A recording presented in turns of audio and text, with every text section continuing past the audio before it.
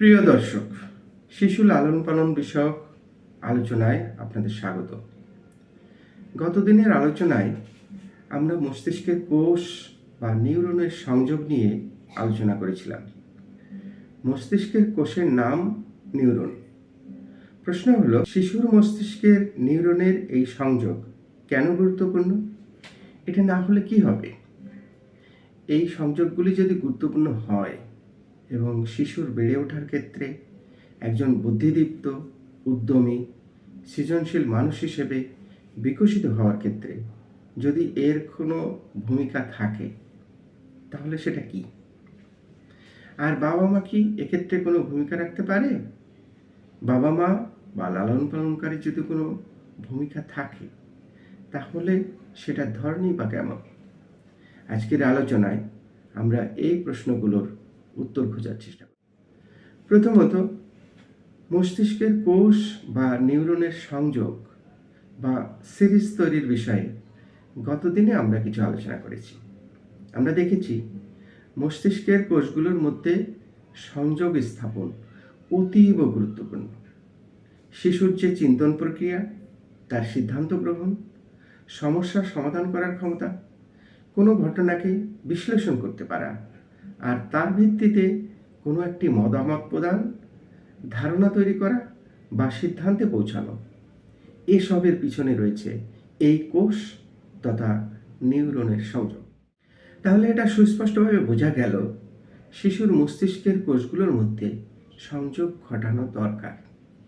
এটা নিঃসন্দেহে অতীব জরুরি ও গুরুত্বপূর্ণ একটি বিষয়। এবার জানা দরকার, এক্ষেত্রে বাবা মা অথবা শিশু লালন পালনকারীর কোনো ভূমিকা আছে কিনা। যদি থাকে, তাহলে সেটাই বা কি? বাবা মায়ের আরও একটি তথ্য জানা খুব দরকার। সেটি হলো, মস্তিষ্কের গঠন প্রক্রিয়ার ক্ষেত্রে সময় খুবই গুরুত্বপূর্ণ। লালন ফকিরের একটা গান আছে, সময় গেলেই সাধন হবে না।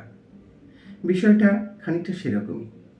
আমাদের মনে রাখতে হবে, শিশুর মস্তিষ্ক গঠনের প্রায় 85% 3 থেকে 5 বছর বয়সের মধ্যে সম্পন্ন হয়ে যায়। সুতরাং এই সময়টাকে আমাদের যথাযথভাবে ব্যবহার করতে হবে। এই সময়ে শিশুর মস্তিষ্ক অনেক বেশি সক্রিয় ও উদ্দীপনার প্রতি প্রতিক্রিয়াশীল থাকে। বাইরের জগতের দৃশ্য, শব্দ, আলো, বস্তু, খেলনা, রং, সুর, ছন্দ, কথা, গান, গল্প, কবিতা, কাহিনী, খেলা, পঠন, নাচ, আবৃত্তি, ছোট ছোট আলোচনা বা আলাপচারিতা, এ সব কিছুই তার কাছে উদ্দীপনা। শিশুর উদ্দীপনার প্রতি সাড়া দেয়, আর তখনই তার মস্তিষ্কের কোষগুলো সংগঠিত হয়। তারা পরস্পরের সাথে যোগাযোগ স্থাপন করতে গিয়ে একে অন্যের সাথে সংযুক্ত হয়। এ সকল কোষের মালা বা সিরিজ যত বেশি তৈরি হয়, মস্তিষ্ক তত বেশি সুগঠিত ও কর্মক্ষম। বলে রাখা ভালো, মানবদেহের মস্তিষ্কের আছে অসীম ক্ষমতা, কিন্তু আমরা তাকে ব্যবহার করতে পারি না। যথাসময়ে একে সংগঠিত করতে না পারার কারণে মস্তিষ্কের খুবই ক্ষুদ্র একটি অংশ আমরা ব্যবহার করতে পারি। তাহলে আমরা কি করব? আমাদের প্রথম যেটা করতে হবে, তা হলো শিশুর সাথে সংযোগ স্থাপন। শিশুর প্রাথমিক সংযোগ স্থাপিত হয় তার মায়ের সাথে, কারণ শিশুর উন্মেষ ঘটে তার মায়ের পেটে। মায়ের দেহের তাপমাত্রা, তার দেহের ঘ্রাণ, কণ্ঠস্বর, এসব শিশুর চেনা। এখান থেকে শুরু হয় মায়ের সাথে শিশুর সংযোগ স্থাপন, যা অন্য কোনো ব্যক্তির সাথে সম্ভব নয়। সে কারণে শিশুর উপর সবচেয়ে প্রথম এবং গভীর প্রভাব বিস্তার করতে পারেন যিনি, তিনি হলেন মা।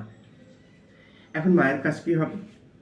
মায়ের প্রথম কাজ হবে জন্মের সূত্রে সংঘটিত এই সংযোগকে সযত্নে লালন করা এবং ক্রমান্বয়ে তা গভীর করার চেষ্টা করা।